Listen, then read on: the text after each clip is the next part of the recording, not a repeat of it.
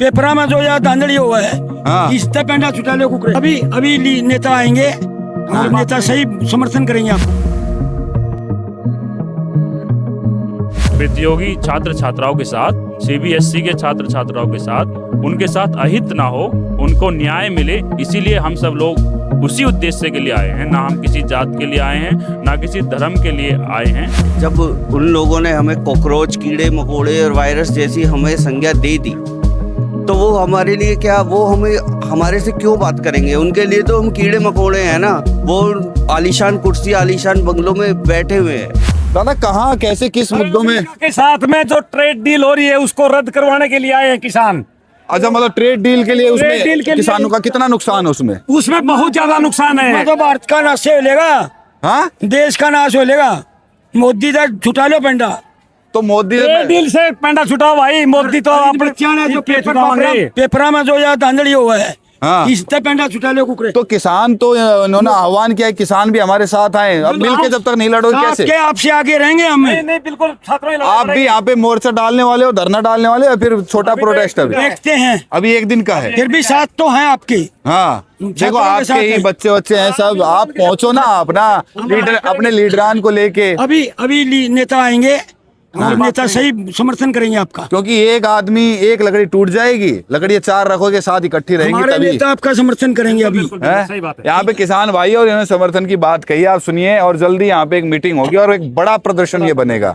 तो यहाँ पर किसान भी लगातार पहुंच चुके हैं। तो देखिए, किसान हैं, युवा हैं, नौकरी पेशे वाले हैं, कर्मचारी हैं, सब यहाँ धूप में जंतर मंतर पे अपनी आवाज उठा रहे हैं। और गोदी मीडिया कहीं नामो निशान नहीं। मेन स्ट्रीम मीडिया में पता नहीं कौन सी प्लेनेट में रहते हैं, कौन से ग्रह पे रहते हैं, पता नहीं। मंगल ग्रह की बात करेंगे, जुपिटर की बात करेंगे। अरे भैया, जो तुम्हारी राजधानी में चल रहा है पहले उसे तो देख लो। उधर देखो, देखो दिखाते हैं, देखो देखो किसानों का प्रोटेस्ट आपको हम दिखाएं थोड़ा सा। इधर लेके आओ जरा, इधर लेके आओ। ये कोकरोच जनता पार्टी का एरिया, यहाँ पे लोग करते हैं प्रोटेस्ट। ये लाइटें लगी हुई है, रात में थोड़ी रोशनी होती है इन लाइटों से। इन लाइटों को जलाया जाता है, यहाँ पे पानी वानी पिलाया जाता है।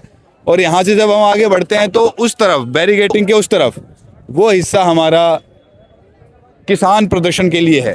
आइए, किसान यहाँ पे प्रोटेस्ट करने के लिए पहुंचे हुए हैं। अभी चूंकि दोपहर का वक्त है, तो इसीलिए दोपहर के वक्त में थोड़े लोग चले जाते हैं सुबह फ्रेश होने के लिए, नहाने धोने के लिए। क्योंकि बहुत सारे लोग ऐसे भी हैं जो यहाँ पर आसपास में गेस्ट हाउस में रूम रेंट पे लेके रह रहे हैं इस प्रोटेस्ट, कोकरोच जनता पार्टी के प्रोटेस्ट में शामिल होने के लिए। कुछ लोग पीछे गुरुद्वारा है, उस गुरुद्वारे में सोते हैं और फिर वो सुबह जाते हैं, नहा धोकर अपना तैयार होकर फिर से वापस आते हैं। और यहाँ पर जिस तरीके से आप देख रहे हो कि अब थोड़ी थोड़ी भीड़ बढ़ने लगी है और लोग यहाँ पे आने वाले हैं। और बहुत सारे लोग जिस तरीके से, आप प्रोटेस्ट में आए सर? नहीं, मीडिया से ही है।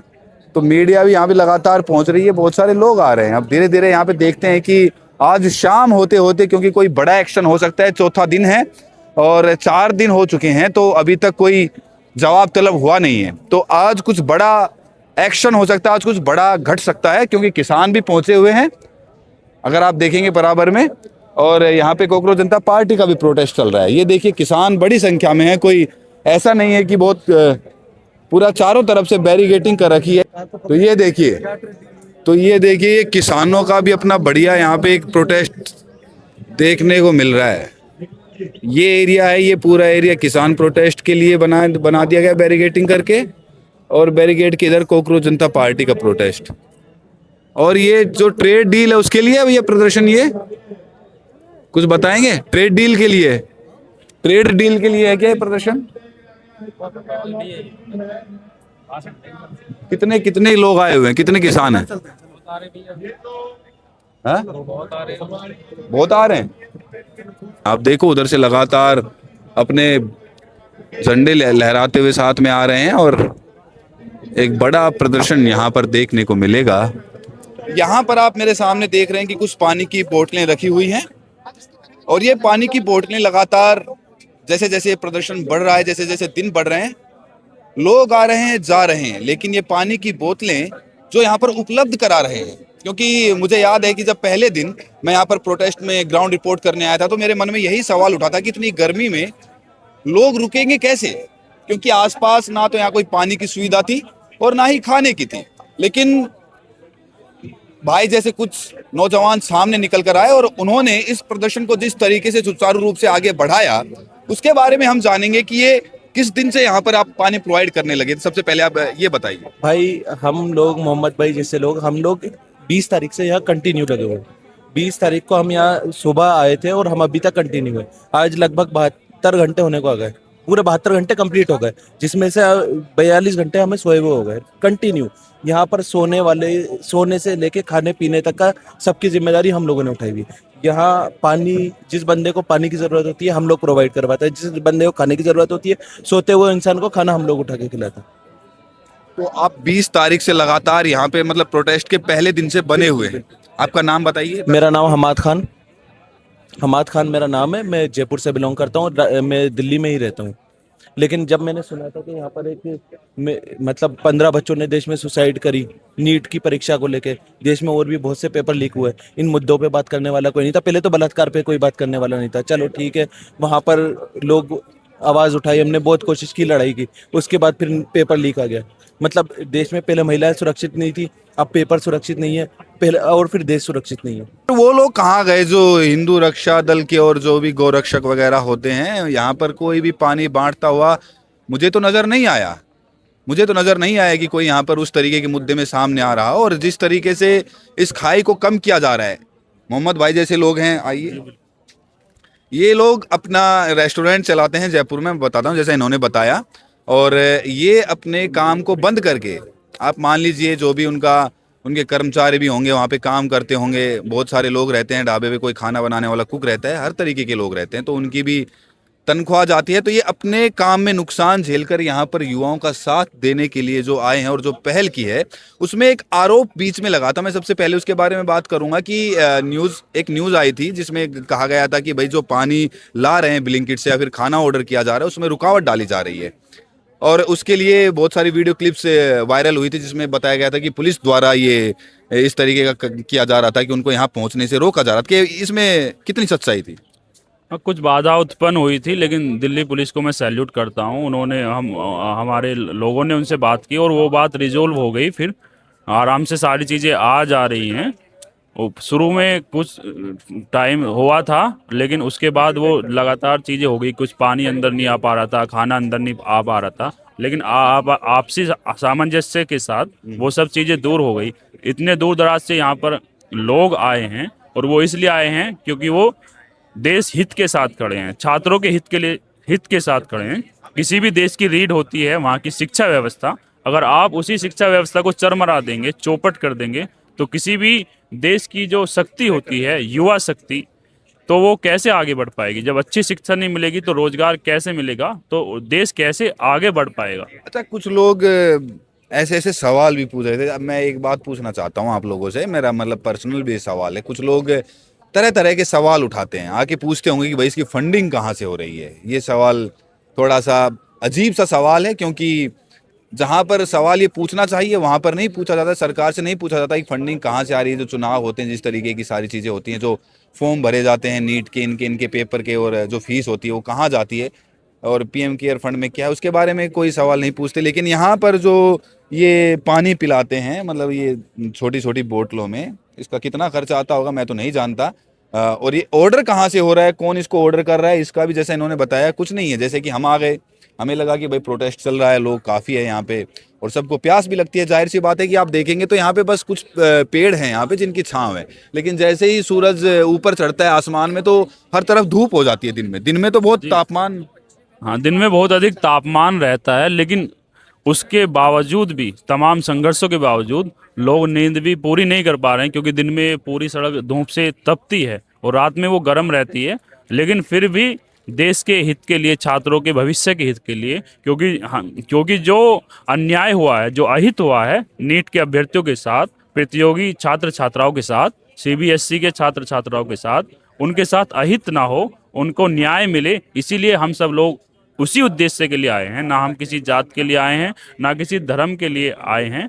हमारा सिर्फ एक ही उद्देश्य है कि धर्मेंद्र प्रधान जी, आप इस्तीफा दे दीजिए, आपसे शिक्षा का व्यवस्था नहीं संभल पा रहा। अब आप मिलजुल कर कितने लोगों का ग्रुप आप लोगों का? हमारे बहुत सारे बहुत लोग हैं, सारे कुछ लोग 5-6 आ रहे लोग हैं, हैं। कुछ आ रहे शिफ्टों हैं। में काम कर रहे हैं कि भाई नाइट में अलग हैं और हाँ, मान लो, नहीं है ना? हम सुबह से लगातार हम काम करते हैं, 24 घंटे भी करते हैं लगातार, मैं 24 सुबह घंटे। 7-8 बजे से मतलब हम नहीं रहते। लेकिन ये सरकार की जो नजरअंदाजी है, क्योंकि जैसे जैसे समय बढ़ता है किसी भी आंदोलन को, तो उस आंदोलन में जाहिर सी बात है लोग भी कम होना शुरू हो जाते हैं और वो कमजोर एक तरीके से नैरेटिव उसके बारे में फैलाया जाता है गोदी मीडिया पे कि अब आंदोलन कमजोर हो रहा है, लोग नहीं आ रहे, और नेगेटिव न्यूज तमाम तरीके की चलती है। देखिए, अगर आप देखेंगे तो अब मीडिया आंदोलन को इसको दिखाई का रहा है।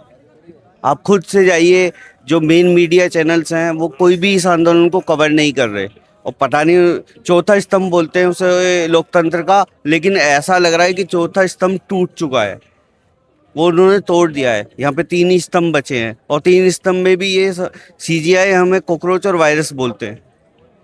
वो हम लोगों को, बेरोजगार लोगों को कॉकरोच एंड वायरस बोलते हैं। सरकार कोई जवाब नहीं दे रही, लोग परीक्षाएं रद्द हो जा रही हैं, परीक्षाएं विफल हो जा रही हैं, बच्चे आत्महत्या कर रहे हैं, कोई रेस्पॉन्सिबिलिटी लेने के लिए तैयार नहीं है। तो कुछ तो सरकार की नजरअंदाजी जो है, क्योंकि ये कोई छोटा प्रोटेस्ट नहीं रहा, इसको तमाम जगहों पे हुआ, जयपुर में हुआ, नागपुर पुणे वगैरह में भी हुआ, जयपुर में उन पे हमला, और फिर दोबारा से अब दिल्ली में हो रहा है, और सरकार की तरफ से किसी भी मतलब जिम्मेदार नागरिक मंत्री की तरफ से कोई बयान ना आना, कोई जवाब तलब ना करना, तो मतलब इसके पीछे आप सरकार की नजरअंदाजी पर क्या कहना चाहेंगे? जब उन लोगों ने हमें कॉकरोच, कीड़े मकोड़े और वायरस जैसी हमें संज्ञा दे दी, तो वो हमारे लिए क्या, वो हमें हमारे से क्यों बात करेंगे? उनके लिए तो हम कीड़े मकोड़े हैं ना, वो आलीशान कुर्सी, आलीशान बंगलों में बैठे हुए हैं, उनके लिए हम कीड़े मकोड़े हैं। तो कीड़े मकोड़े से कौन बात करता है? कीड़े मकोड़ों को तो कुचल के चले जाते हैं लोग।